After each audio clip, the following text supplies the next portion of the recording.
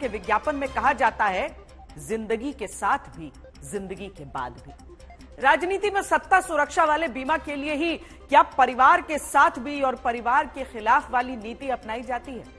आज की दस्तक यही है, जहां एक तरफ गांधी परिवार के परिवारवाद पर सवाल उठाया जाता है, दूसरी तरफ कर्नाटक में देवेगौड़ा परिवार की पार्टी के साथ गठबंधन खिलाया जाता है। एक तरफ पवार परिवार को कटघरे में खड़ा किया है, दूसरी तरफ उन्हीं पवार के भतीजे की पार्टी के साथ सीट शेयर की जाती है। एक तरफ ठाकरे परिवार को परिवारवादी कहा जाता है, दूसरी तरफ उसी परिवार से निकले राज ठाकरे को साथ लाने की तैयारी होती है। एक तरफ सोरेन परिवार को पिता पुत्र की पार्टी कहा जाता है, दूसरी तरफ सोरेन परिवार की बहू को बीजेपी में शामिल कराया जाता है। अब्दुल्ला परिवार अगर परिवारवाद का प्रतीक है, तो क्या चौधरी परिवार की आरएलडी नहीं है? अगर लालू परिवार सिर्फ परिवार से चलती पार्टी है, तो पासवान परिवार की पार्टी क्या है?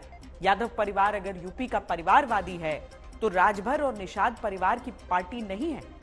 मुफ्ती परिवार विपक्ष के साथ परिवारवादी, तो क्या मांझी परिवार सत्ता के साथ होकर परिवारवादी नहीं है? ये बहस आज इसीलिए छिड़ी है क्योंकि आज कई परिवारों से जुड़ी पार्टियों के साथ मेलजोल की तेजी राजनीति में देखी गई। आज कांग्रेस देश में परिवारवाद का सबसे बड़ा प्रतीक है। परिवारवादी जो पार्टियां होती है ना, उनको परिश्रम से दूर दूर तक का कोई नाता नहीं होता है। जिनके लिए सिर्फ अपने बेटों का भविष्य ही प्राथमिकता है, वो आपके बेटे बेटियों का भला सोच ही नहीं सकते। परिवारवाद अपने साथ अहंकार भी लेकर आता है।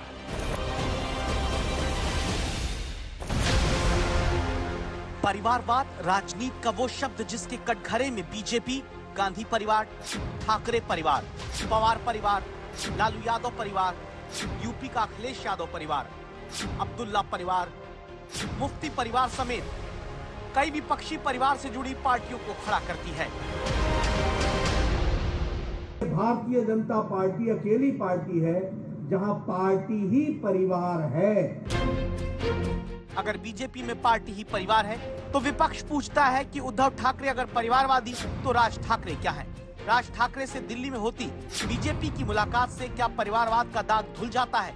जिनसे पहले विनोद तावड़े मिलते हैं, फिर गृह मंत्री अमित शाह मुलाकात करते हैं। जल्द राज ठाकरे महाराष्ट्र में एनडीए का हिस्सा बन सकते हैं।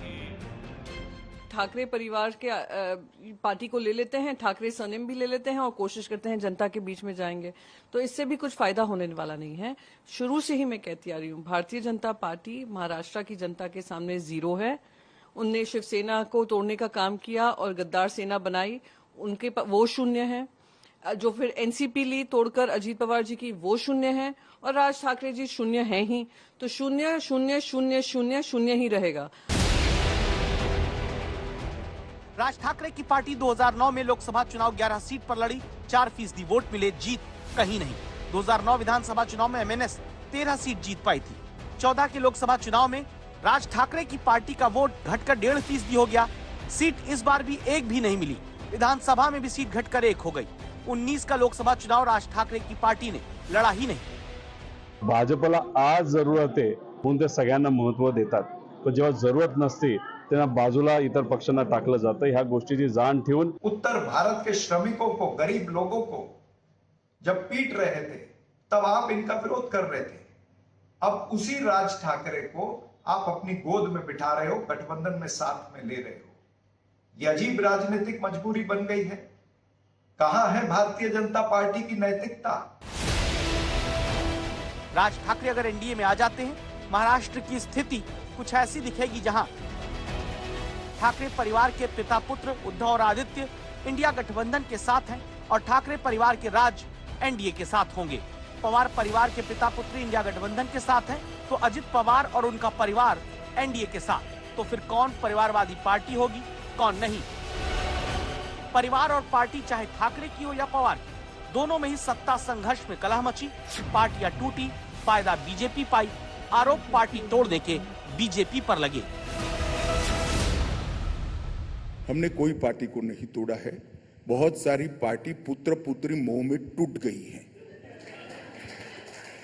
उद्धव जी चाहते थे आदित्य ठाकरे सीएम बने, तो उनके यहां से एक बहुत बड़ा कुंबा निकल गया।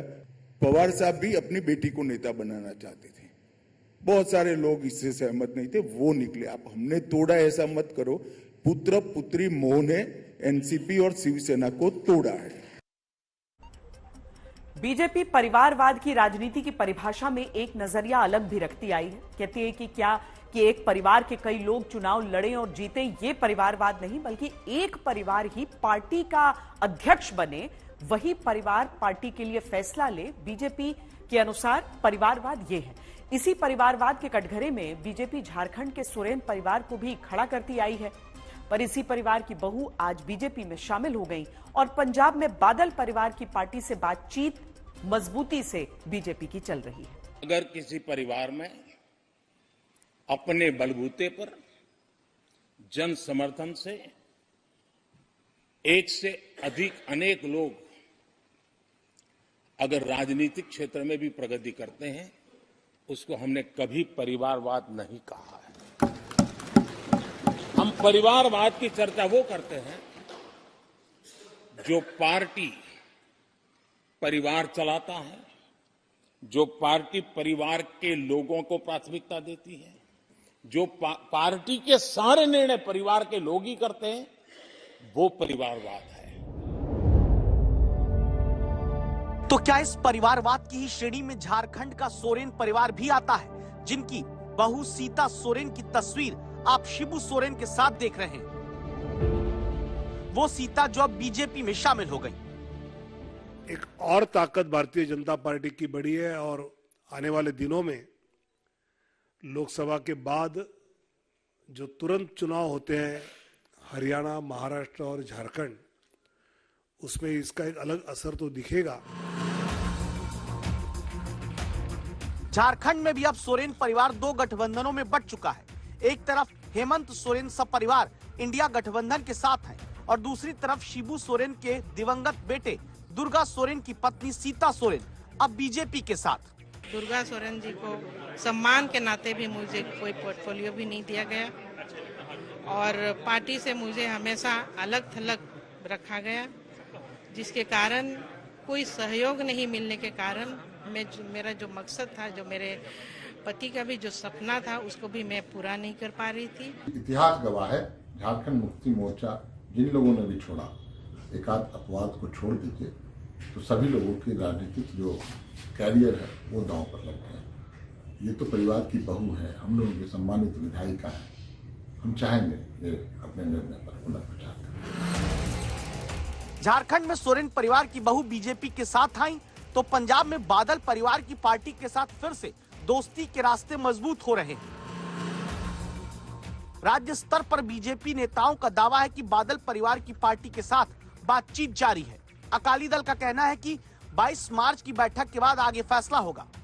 देखो, हमारी जो गठजोड़ अलायंस है वो तो 96 से है और हमारा पॉलिटिकल कम है, हमारा तो हिंदू सिख भाईचारे का ज्यादा है, उसी के तहत हम काम करते हैं। इम्पोर्टेंट जो इशू होता है, इलेक्शन चल रही है, तो कोर कमेटी जब भी बैठती है तो सभी एंगल्स को देखती है, जो पंजाब की मौजूदा स्थिति है, जो देश की मौजूदा स्थिति है। संभावना तो जो है कुछ भी हो सकता है, लेकिन जो कुछ होगा हम मीडिया को बताएंगे।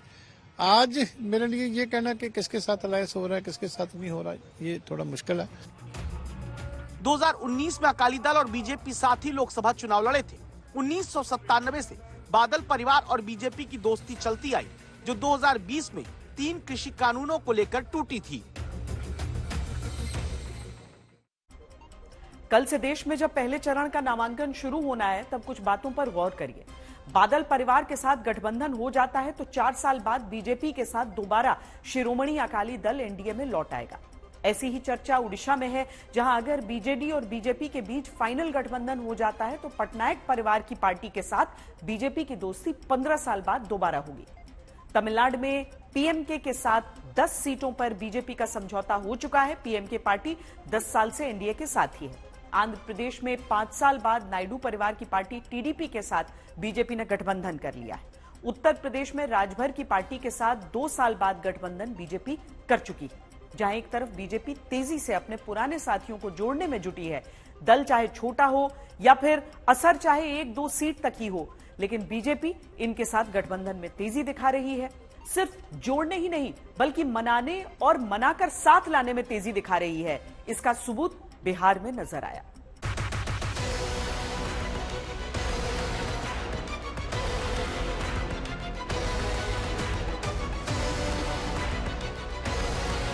किसे मनाना है, कब मनाना है और कितना मनाना है, किससे दूरी बनाकर कब वापस लाना है, किसे एक बार बढ़ाकर कब वापस खींच लेना है, सियासत में बीजेपी से बेहतर अभी कोई नहीं कर पा रहा। यही समझने के लिए मिली है पशुपति पारस से। वही पशुपति पारस जो कभी सियासत में मौसम वैज्ञानिक कहे गए दिवंगत रामविलास पासवान की मृत्यु के बाद भतीजे को किनारे करके पार्टी और सांसद दोनों पाए, बीजेपी से केंद्र में मंत्री पद पाए, लेकिन पारस भूल गए सत्ता में पत्थर कब कौन हो जाए। अब की बार नील बटे सन्नाटा सीट बीजेपी ने बिहार में लड़ने के लिए दी। पशुपति पारस नाइंसाफी की बात करके मंत्री पद से इस्तीफा दे देते हैं। आज भी वो देश के नेता हैं, बड़े नेता हैं, लेकिन हमारी पार्टी के साथ और व्यक्तिगत रूप से हमारे साथ नाइंसाफी हुई। इसलिए मैं भारत सरकार के कैबिनेट मंत्री से मैं त्याग पत्र देता हूँ। मेरे पिता के जाने के बाद वो ही मेरे पिता के स्थान पर थे, और जैसे मेरे पिता ने पार्टी को हर बुरे अच्छे दिनों में परिवार को, पार्टी को संजो के रखा, ये जिम्मेदारी उनके जाने के बाद उन्हीं की थी। मैं मानता हूँ संभवतः अगर मुझसे भी कोई गलती कभी हुई हो तो आप बड़े थे ना, आप मुझे समझा सकते थे, आप बैठा सकते थे। अगर मैं आपका अपना सगा बेटा होता तो आप इस तरीके से मुझे अकेला तो नहीं छोड़ देते। कारण है कि आपने मुझे परिवार से भी अलग किया, पार्टी से भी अलग किया। मैं पुनः बोलता हूं, आज जो भी हालात आगे होंगे वो भी फैसला उन्हीं को ही लेना है जैसे फैसले उन्होंने पहले लिए। जब सांसद एलजेपी के पशुपति के साथ थे तो उन्हें बढ़ावा मिला, लेकिन बीजेपी जानती है कि अब बिहार में 5% से थोड़ा ज्यादा ताकत रखने वाले पासवान वोट वाला मतदाता चाचा से ज्यादा भतीजे के साथ दिखता है। चाचा पीछे, भतीजा आगे। बिहार के अंदर नए जनरेशन को अवसर मिले। आज हमारे पार्टी के अंदर ही देखिए एक बड़ा परिवर्तन हुआ है, तो थोड़ा सा जो अभिभावक हैं वो नए लोगों को आशीर्वाद भी दें और मिला के चलें, इससे आने वाला भविष्य बेहतर भी बनेगा। कहा जाता है कि पासवान की पार्टी में चाचा भतीजे में खिंची तलवार के वक्त भतीजे को छोड़ चाचा पशुपति के साथ बीजेपी को खड़ा होने की वकालत तब नीतीश कुमार ने भी की थी, जिनकी पार्टी आज कहती है हमको क्या, हमारा क्या।